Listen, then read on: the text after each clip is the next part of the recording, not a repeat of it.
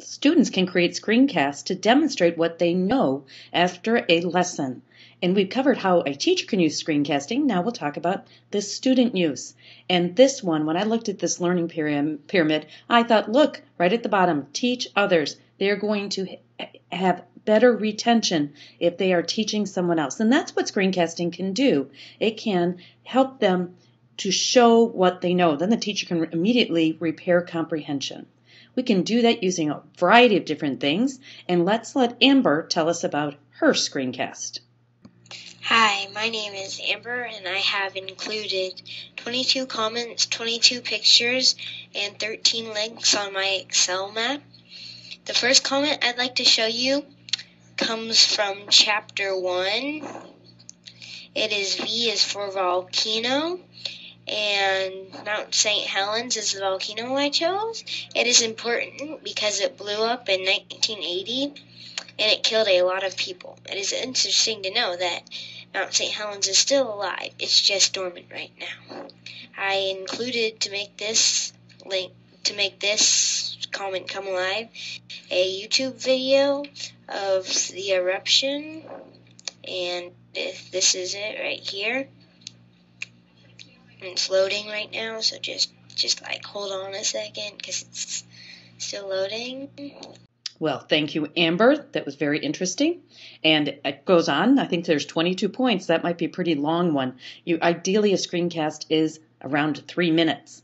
One of my favorite apps to do a screencast is EduCreations. It is a free app, free interactive whiteboard app. And the website that is its companion really is rich with many ways to go ahead and use screenshots. This is an example. You can start with a picture, and then you can pick up the different colored pens using your finger, and you can go ahead and add to that. The collection, the gallery that's on EduCreations is rich with ideas and ways teachers and students have used EduCreations to capture a screencast. Lots of different things, some of them much better than others, just like in any gallery, but you can go ahead and pick and choose. I found that if I start kind of following somebody like this, Chris Ming does really interesting science lessons, you can go ahead and follow people and see how they're using these different apps. You have your own little home in EduCreations. You can go in here and create your own classroom, and then you can actually invite your students in to that specific class, and then you can have all the screencasts in one place. Very rich, very robust. The app talks to the website. You create the screencast on the iPad, or you can actually do it on the educreations.com website. So you can do it in both places. The hard part about doing it online is you don't really have much control with your mouse. So where you have much more control on an iPad Surface. So you want to go ahead and sign up for free, get the app, and you can go ahead and start sharing lessons. This is a simulation. This is my iPad actually shown on my computer, and I am using the Reflector app to go ahead and show my iPad on my screen. This is my folder of other apps that I use for screencasting. In ScreenChomp, you see that right there, the kind of the to the left, right after Show Me. ScreenChomp is actually part of the TechSmith family, and we'll be meeting some of those other products later. So I always start with EduCreations. My next one is Show Me. Then I go to ScreenChomp. I haven't mastered Explain Everywhere yet. I can use it, but I haven't been able to get my screencasts out of there yet. So I'm working on that.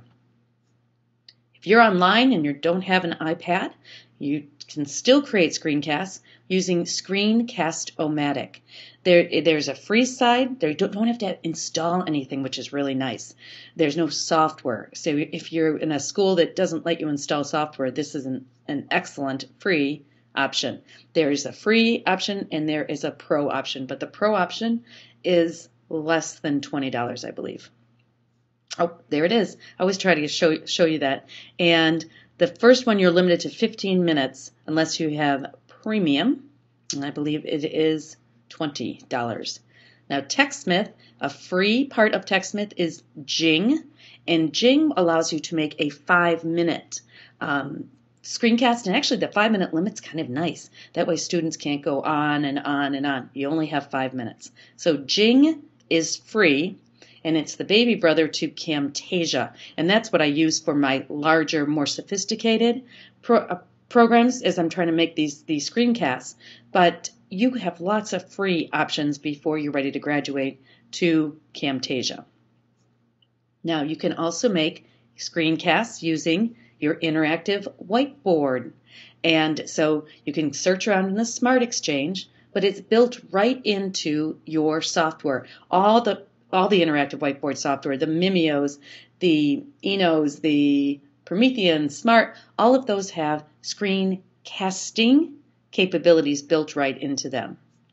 And let the students use the board. Let them use the board and let them go ahead and pick up the tools and use them.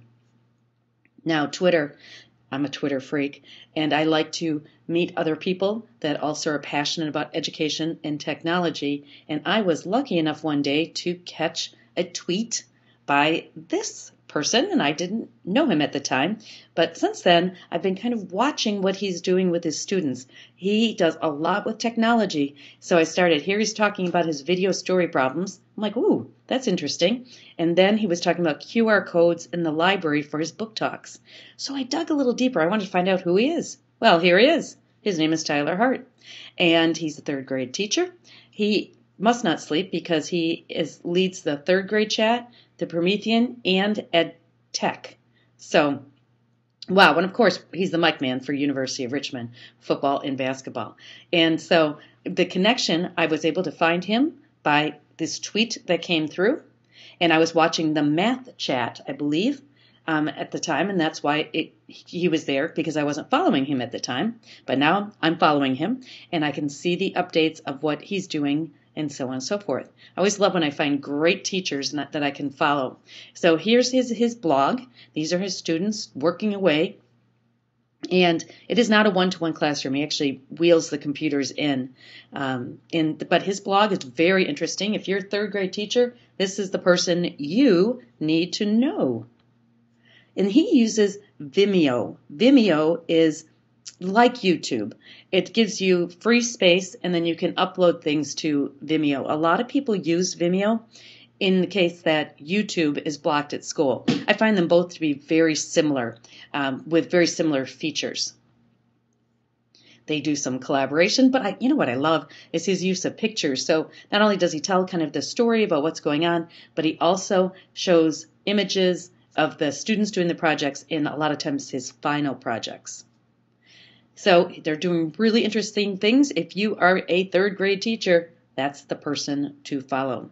Thought this was cute, the end of the year slideshow. And now we're doing Explorers.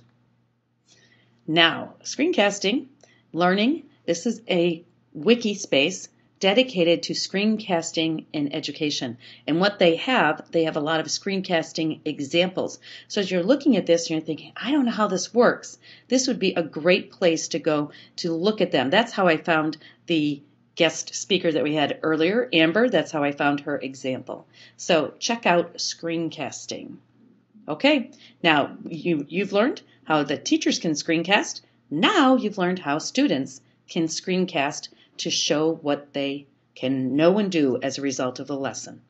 Thanks.